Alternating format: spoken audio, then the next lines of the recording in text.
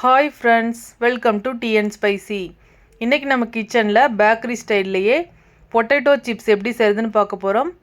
இந்த சிப்ஸை ஒரு தடவை செஞ்சு வச்சுக்கிட்டிங்கன்னா போதும். ஒரு 10லேருந்து 15 நாள் வரைய ஏர்டைட்டான கண்டெய்னரில் ஸ்டோர் பண்ணிக்கலாம். குழந்தைங்க எப்போ ஸ்நாக்ஸ் கேட்குறாங்களோ அப்போ நீங்கள் எடுத்து கொடுக்கலாம். ரொம்பவே சூப்பராக இருக்கும் சாப்பிட்றதுக்கு. டீ காஃபி கூட சாப்பிட்றதுக்கும் இந்த சிப்ஸ் சூப்பராக இருக்கும். வீடியோக்குள்ளே போகிறதுக்கு முன்னாடி நம்ம டீ அண்ட் ஸ்பைசி சேனலை இன்னும் யாரெல்லாம் சப்ஸ்கிரைப் பண்ணாமல் பார்க்குறீங்களோ மறக்காமல் சப்ஸ்கிரைப் பண்ணிக்கோங்க. கூடவே பெல் சிம்லையும் கிளிக் பண்ணிக்கோங்க. நான் இந்த சிப்ஸ் செய்கிறதுக்கு 1 kg அளவுக்கு பொட்டேட்டோஸ் எடுத்திருக்கேன். இதோட தோலை இந்த மாதிரி ஸ்லைஸ் பண்ணி எடுத்துக்கோங்க. இதே மாதிரி எல்லா உருளைக்கிழங்குமே தோலை ரிமூவ் பண்ணிவிட்டு பவுலில் சேர்த்துக்கோங்க.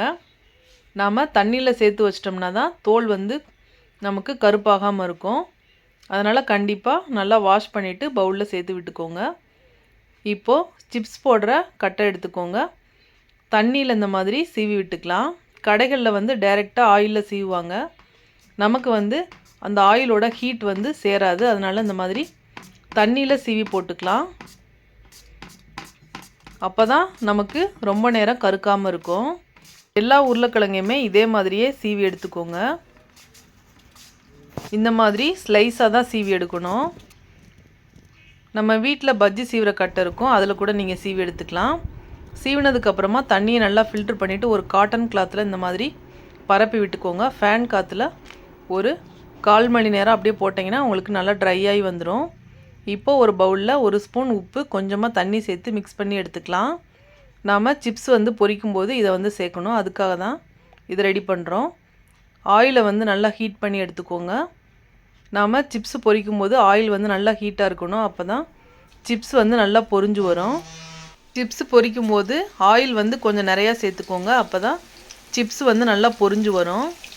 இப்போது ஒவ்வொன்றா எடுத்து நல்லா ஹீட்டான ஆயிலில் போட்டுக்கலாம். எந்த அளவுக்கு உங்களுக்கு எண்ணெய் இருக்கோ அந்தளவுக்கு நீங்கள் போட்டுக்கோங்க. நிறையா போட்டுறக்கூடாது. இந்த மாதிரி திருப்பி திருப்பி விட்டு நாம் இதை குக் பண்ணணும்.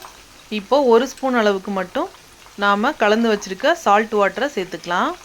இது அந்தளவுக்கு தெரிக்காது, நீங்கள் பயப்படாமல் சேர்த்துக்கலாம். சால்ட் வாட்டர் சேர்த்ததுக்கப்புறமா இந்த மாதிரி கலந்து விட்டுக்கிட்டே இருக்கணும். அப்போ தான் உப்பு ஈவனாக நம்ம சிப்ஸில் கோட்டாகி வரும். சாப்பிட்றதுக்கு நல்லாயிருக்கும். இப்போது நல்லா இந்த மாதிரி திருப்பி திருப்பி விட்டதுக்கப்புறமா எண்ணெயோட சலசலப்பு அடங்கினதுக்கப்புறமா நாம் சிப்ஸை வெளியில் எடுத்துடலாம். அவ்வளோதான், சிப்ஸ் குக்காகி வந்திருக்கு. இதே மாதிரி எல்லா சிப்ஸையுமே போட்டு ரெடி பண்ணி எடுத்தாச்சு பாருங்கள். நமக்கு 1 kg அளவுக்கு உருளைக்கிழங்குல இந்த அளவுக்கு சிப்ஸ் கிடச்சிருக்கு.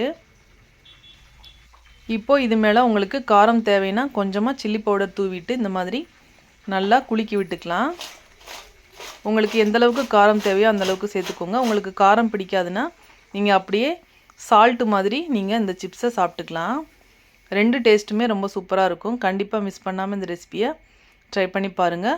எந்த அளவுக்கு சிப்ஸ் நல்லா கிறிஸ்பியாக வந்திருக்குன்னு பாருங்கள். இதே மெத்தட்லேயே ட்ரை பண்ணி பாருங்கள். கண்டிப்பாக பொட்டேட்டோ சிப்ஸ் நம்ம பேக்கரியில் வாங்கி சாப்பிட்ற டேஸ்ட்டில் அப்படியே இருக்கும். நான் இந்த மாதிரி ஸ்டீல் கண்டெய்னரில் ஸ்டோர் பண்ணி வைக்கிறேன் பாருங்கள். இந்த மாதிரி ஸ்டோர் பண்ணி வச்சுக்கிட்டோம்னா நம்மளுக்கு 10லேருந்து 15 நாள் வரைய நமக்கு கெட்டு போகாமல் நமத்து போகாமல் நல்லா கிறிஸ்பியாக மொறுமொறுவாக இருக்கும். நம்ம சேனலில் பச்சை சுண்டைக்காயை வச்சு சூப்பரான கிரேவி ரெசிபி அப்லோட் பண்ணியிருக்கேன். டிஸ்கிரிப்ஷனில் லிங்க் இருக்குது. வேணுங்கிறவங்க மறக்காமல் போய் செக் பண்ணி பாருங்கள். உங்களுக்கு ரொம்பவே யூஸ்ஃபுல்லாக இருக்கும்.